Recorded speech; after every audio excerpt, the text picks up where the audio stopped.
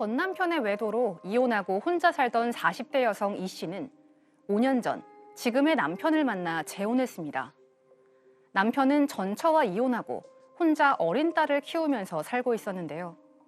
자식이 없던 이 씨는 처음 만났을 때부터 남편의 딸이 남처럼 느껴지지 않았습니다. 그리고 재혼 생활을 하는 동안 딸을 친딸이라 생각하고 키웠는데요. 그런데 얼마 전 남편이 불의의 사고로 숨지는 안타까운 일이 벌어졌습니다. 그리고 남편의 사망보험금은 10살 딸이 받게 됐는데요. 이 사실을 알게 된 남편의 전처는 이제부터 딸을 자신이 키우겠다며 딸을 데려가겠다고 합니다. 이혼할 때 아이의 친권과 양육권을 포기하고 그동안 딸에게 연락 한 번 없더니 억대 보험금 소식에 갑자기 친권을 주장하는 남편의 전처. 하지만 이 씨는 절대 딸을 뺏기고 싶지 않은데요. 아이의 유일한 친권자인 아버지가 사망했다면 친모와 계모 중 누가 아이의 친권을 갖게 될까요? 오늘 사건 상담실에서는 얼마 전 사고로 남편을 잃은 40대 여성의 사연인데요. 사연을 좀 자세히 소개를 해볼까요? 자, 재결합 가정들이 많아지다 보니까 앞으로 네. 많아질 사건입니다. 현재도 많고요. 사례자는 40대 여성분입니다. 20대 초반에 이른 나이에 결혼을 했는데 남편의 외도, 폭력 여러 가지를 견디지 못하고 결국 이혼을 했습니다. 상처를 받고 오래 혼자 살다가 한 5년 전에 현재의 남편을 다시 만나서 재혼을 한 케이스예요. 그런데 이제 현 남편도 이 첫 결혼에 실패를 했고 5살 딸이 있습니다. 그런데 이제 둘이 이 딸을 처음 만나기 전부터 이 우리 딸이 그러니까 생모 전처로부터 상당히 좀 방치를 당했기 때문에 힘들어했다 이런 이야기를 들었어요. 네. 처음 만났는데 왠지 낯설지가 않았습니다. 그래서 사랑으로 이 새로운 딸을 잘 키웠고 이 딸도 새엄마를 정말 잘 따랐고요. 이 새엄마도 이 아이는 하늘이 주신 선물이구나 하고 사실은 굉장히 단란한 가족을 이루고 살게 됐습니다. 사실 이렇게 재혼 과정에서 또 이렇게 딸을 잘 키우면서 행복한 가정을 꾸리기가 이렇게 쉽지만은 않다고 하는데 맞습니다. 그래도 이 가정은 원만하게 이 가정을 꾸리면서 잘 살아왔는데 얼마 전이었습니다. 남편이 근데 불의의 사고로 세상을 떠나는 안타까운 일이 발생했어요. 이 가정은 각각 새로 만나서 재혼을 했어도 행복할 네. 수밖에 없는 가정이었어요. 왜 그러냐면 남편 같은 경우는 회사 일밖에 모르는 사람이에요. 친구도 없고 오로지 여가 시간 되면 가족하고 함께 보내는 걸 좋아하고요. 그러면서 서로 아껴주고 배려하고 가족밖에 모르는 그런 분이었던 것 같아요. 그래서 남편도 지금 만난 아내분을 늘 결혼해줘서 고맙다고 얘기하고 어린 아이의 엄마가 돼줘서 고맙다고 늘 감사 표시를 했고요. 아내 되시는 분도 첫 결혼이 굉장히 악몽이잖아요. 그걸 툴툴 털을 수 있을 만큼 이 남편하고 결혼 생활이 행복했던 겁니다. 그런데 아이도 진짜 이제 10살 정도 됐는데요. 밥도 잘 먹고 잘 자라고 키도 쑥쑥 크고요. 표정도 엄청 환해지고 좋아졌다는 거예요. 엄청나게 행복하던 과정이었는데 참 얼마 전에 이 남편이 퇴근길에 불의의 사고로 쓰러지게 됐어요. 그래서 병원에 옮겼지만 결국은 숨을 거두고 마른 그런 불행한 일이 닥쳤습니다. 5년 전에 이제 재혼해서 그 당시 이제 딸이 5살이었으니까 5년 지나서 남편이 이제 불의의 사고로 숨졌고 그 딸이 이제 10살이 됐는데 남편이 이제 사망한 이후에 그러니까 남편이 전처죠. 전처가 찾아와서 친모라고 하면서 찾아왔습니다. 예, 일단 이 남편이 이제 급작스럽게 사망을 했습니다만 남편이 생전에 생명보험을 하나 들어놨었어요. 근데 그 보험의 수익자는 어린 딸, 지금 이제 10살인 이 딸이었었습니다. 그런데 이제 어리다 보니까 이 엄마 입장에서는 딸이 이제 20살이 되면 이 돈을 줘야지라는 생각으로 있었고, 이제 그 생명보험 금액과 상관없이 어찌 보면 서로 과거의 아픔을 상대방이 너무 잘 보듬어주면서 아주 행복한 가정이었고, 아이도 5살이면 진짜 어린 아이잖아요. 어린이라고 하기도 정말 어린 아이.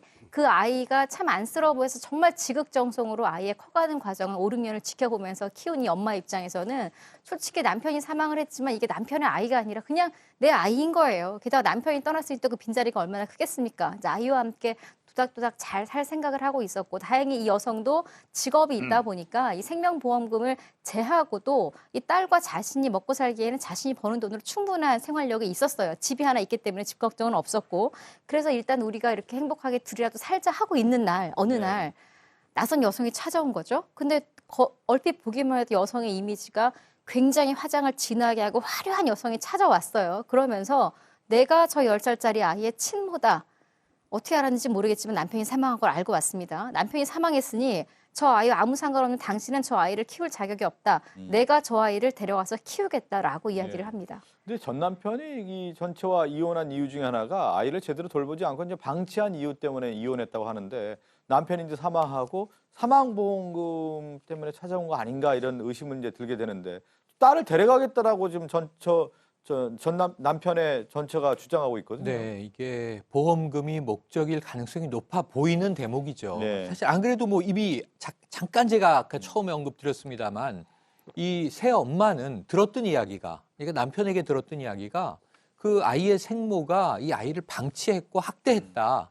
말씀하신 대로 이게 어쩌면 이혼의 주 원인이었을 수도 있는데 그 결과 이혼을 했고 이 아이의 양육권과 친권은 다 아빠가 가졌어요. 엄마도 여기 동의하고 이혼을 한 거예요. 그리고 이 생모는 이혼하고 나가서 바로 재혼을 했다고 해요. 근데 그 다음에 우리가 이혼을 하고 아빠든 엄마든 한쪽이 아이를 양육하면 양육비를 반대쪽이 보내지 않습니까? 양육비를 보낸 적도 없고 이 아이의 생일이나 혹은 어린이날이나 뭐 이럴 때 선물 한 번, 편지 한 번 보낸 적도 없고 단 한 번도 찾아오지 않았다는 거예요. 그러니까 남남으로 완전히 지금까지 살았는데 이 아빠가 사망하고 억대 보험금이 나오자 이제 짠 나타나서 자, 아빠가 죽었으니 내가 이제 친권자다. 다음 주에 이 아이 데리고 가겠다 이렇게 이야기를 했다는 거예요. 이 어쩌면 새엄마 입장에서는 정말 이게 좀 이 아이를 보내도 되는가 하는 걱정이 드는 대목입니다. 그 딸 입장에서 봤을 때는 딸은 오히려 친모하고의 어떤 관계가 서먹하고 5년 동안 살면서 지금의 이제 어머니와 훨씬 더 가깝게 이제 지내고 있는 상황이고, 근데 그 친모가 아이를 데려간다고 했을 경우에 난 도저히 보낼 수가 없다. 오히려 딸과의 관계가 더욱더 친밀하다라고 주장하고 있습니다. 예, 보낼 수 없다라는 게 돈 때문이 아니에요. 이미 전 남편에게, 그러니까 사망한 남편에게 들었잖아요. 그동안 네. 딸이 전처에게 이렇게 저렇게 학대당하고 힘들었다, 상처가 많다. 그걸 본인이 보듬어서 이제 밝아지고 잘 먹고 키도 훌쩍훌쩍 크고 이런 모습을 봤는데 그 자기가 남편에게 들었던 그 여성이 데려간다고 하니까 일단은 이 아이가 다시 자기가 처음 봤을 때처럼 어둡고 이런 아이가 될까 봐 일단 걱정인 것이고, 비록 본인이 낳지 않았고 피 한 방울 섞이지 않았습니다만 앞서 제가 설명드린 대로 단 한 번도 이게 남의 딸이다라는 생각을 하지 않고 본인을 키웠는데 지금 이 여성이, 그러니까 지금 사례자도 그래요. 지금 이 여성이 100% 보험금 때문에 아이를 데려가겠다라는 걸 단정하지는 않아요. 하지만 그렇게 어릴 때 학대하고 그동안 지난 5, 6년 동안 연락 한 번 안 했던 여성이 갑자기 이러는 것 자체가 뭔가를 바라고 그런 게 아니겠느냐라는 걱정이 있는 것이고, 또 하나는 혼인신고를 하면서 그 남편의 이 딸을 이 부부의 어떤 친양자로 하지 않았는가 봐요. 그러니까 이 여성에게는 지금 아이에 대한 어떤 부모로서의 권리가 법적으로 없는 겁니다. 근데 이 여성이 이렇게 이야기를 해요. 내가 그렇게 한 게 딸에 대한 사랑이 없어서가 아니라 법에 무지해서 그냥 이렇게 살면 내 딸이고 또 남편이 이렇게 갑자기 갈 줄 알았겠습니까? 이래서 자신이 친양자로 입양을 못했는데 이게 너무나 후회되고 여러 가지가 지금 혼란스러우신 것 같습니다. 자, 그러면 이제 그 사연 보내주신 이 40대 여성이 가장 궁금해하는 것이 무엇인지 정리를 해볼까요? 첫 번째입니다. 친딸처럼 키웠는데 친모가 원한다면 보내줘야 하는 건가요? 두 번째는 남편의 보험금만큼은 아이가 안전하게 수령할 수 있도록 지켜주고 싶은데 어떻게 하면 될까요? 첫 번째부터 그가 친모가 있는 거잖아요. 이제 지금 얘기한 것처럼 재혼하면서 친양자 입양을 하지 않았기 때문에 지금 오늘 상담하신 분은 법적으로는 어머니가 아닌 거죠. 그러니까 이게 과거에는 이제 이혼을 할 때 보통 한쪽에서 양육권과 이제 친권의 행사를 보통 하죠. 그렇게 결정을 하잖아요. 근데 그 과정에서 갑자기 당사자 일방이 사망하는 경우도 있고요. 그리고 한쪽이 애 데리고 가서 키우면서 뭐 학대를 한다거나 해서 친권이 상실되는 경우도 있어요. 그런 경우에는 자동으로 반대쪽 당사자, 그러니까 아버지가 데리고 왔으면 아버지가 사망하면 어머니에게 자동으로 친권이 부활되는 그런 제도가 있었는데 그게 2013년에 변경이 됐습니다. 그러니까 이게 일명 최진실법이라고 해서요. 이제 아이를 조부모가 계속 키우고 있었는데 이혼하고 한 번도 보지 않은 상대방 배우자가 와서 덜컥 내가 친권자라고 행사하면 아이의 복리에 반하게 되잖아요. 그렇죠. 그래서 그 다음에는 이렇게 한쪽 당사자가 사망하게 되면 법원에서 심사를 합니다. 자동으로 친권을 부활시켜주지 않아요. 그래서 이 심사 과정에서 이 지금 친모가 아이를 양육할 만한 능력이 되는지, 양육 환경이 어떤지, 그리고 실제로 이 아이가 지금 실제 친모를 어떻게 생각하는지 이런 것들을 다 종합해서 심사를 하는데 지금 이 사안은 이제 과거에 어쨌건 이 친모가 아이를 학대한다는 등의 이유로 이혼을 한 그런 상황이기 때문에 친권이 자동 부활되기 쉽지 않을 것 같고 심사를 한다고 하더라도 근데 이제 문제는 이분은 지금 사실 법적으로는 피 한 방울 섞이지 않은 상황이기 때문에 뭐 친양자 입양까지는 지금 쉽지 않겠지만 일단 입양 절차 같은 것들을 이미 좀 거쳐야 될 것 같고요. 그렇게 해서 지금 소위 말하는 친모의 친권을 자동 부활하는 걸 막는 것이 일단 1차적인 그런 문제가 아닌가 싶습니다. 우리 법에 이게 규정이 돼 있어요. 2013년에 바뀌면서 이제 시간은 정해져 있습니다.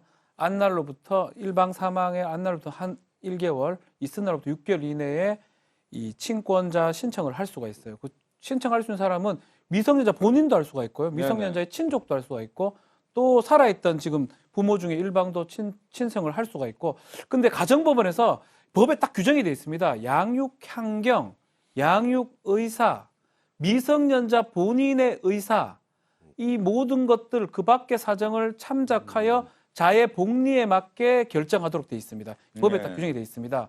가장 중요한 게 미성년자 의사 부분이에요. 지금 이 상담 사례에 보면 아이가 지금 친모를 전혀 알지 못한다 그러거든요. 계모하고 더 친분 관계가 있고 아이가 아마 가사 조사를 하면 아이가 지금 엄마 친모보다는 지금 있는 엄마하고 같이 있겠다라 할 가능성이 높습니다. 그렇게 되면 아이의 친권자로 아니면 미성년 후견자로도 지정할 수가 있습니다. 친권자가 안 되면 미성년 후견자로 입양이 안 되면 지금 계모가 지정될 가능성이 좀 높지 않을까 이렇게 생각이 듭니다. 네, 그러니까 사실은 아이 입장에 봤을 때 충분히 이제 법적으로 이제 상담을 한다는 거 아니겠습니까? 검토를 했을 경우에 아이가 더 누구에게 더 잘할 수 있을 것인가에 봤을 때는 지금 이제 의붓 어머니가 아이의 성장 과정에서 훨씬 더 조건상으로 좋다라는 판단이 있다고 하면 친권이 의붓 어머니 친권자가 되진 않죠. 친권자는 아닌가요? 일단 피 한 방울 섞이지 않았기 때문에 친권자가 될 수는 없고요. 그러니까 입양 등의 절차를 거친다면 가능할 수 있을 것 같고 이런 사례 때문에 친권자 자동 부활 제도를 막은 거, 이게 없앤 겁니다.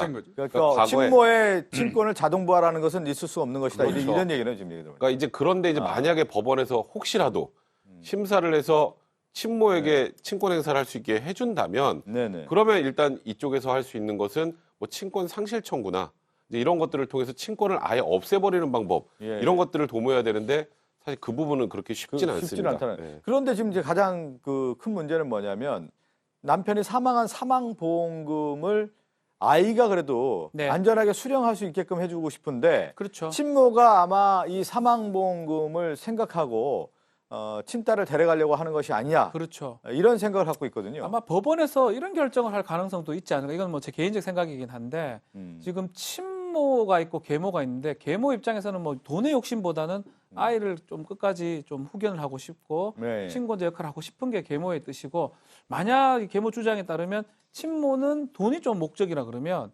오히려 돈이 목적이 그 뭐냐면 아이한테 혹시 안 갈 수 있지 않을까. 그것 때문에 저런다면 그 돈 관련된 거는 또 새로 또 후견인 지정이 또 가능하거든요. 미성년 후견인.